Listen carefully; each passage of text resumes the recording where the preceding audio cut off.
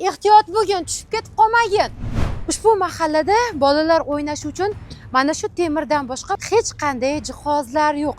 Biz fuqarolarning murojaatini o'rganish uchun Sirdaryo viloyatining Guliston shahriga yetib keldik. Plashatkamizni ahvolini ko'ryapsizlar.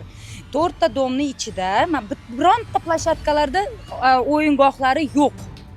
Faqat mana bu ikkita domni qarama-qarshi domning orasida bitta mana shu temir plashatkamiz turibdi. Boshqa trenajyor yo boshqa narsalar hech narsa yo'q.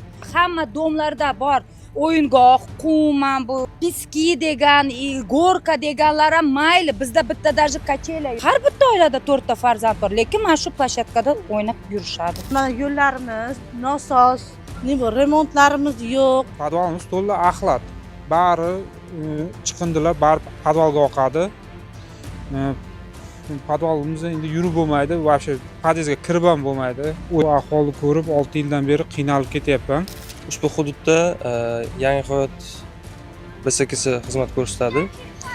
Ushbu BSKni har yili boshida o'zlarining rejalari tuziladi, tasdiqlanadi va bundan tashqari o'zining mablag'lari hisobidan dastur ishlab chiqiladi. Ushbu dasturga asosan bu yilda iyun oyiga ushbu domlar, ya'ni 48, 50 va 46-domlar dasturga kiritilgan.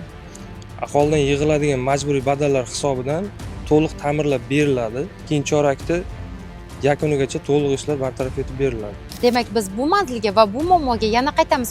Unutmang, millar fuqarolarning murojaatini o'rganishdan charchamaydi. Sayyora Rizqulova, Sirdaryo viloyatida shunaqa gaplar.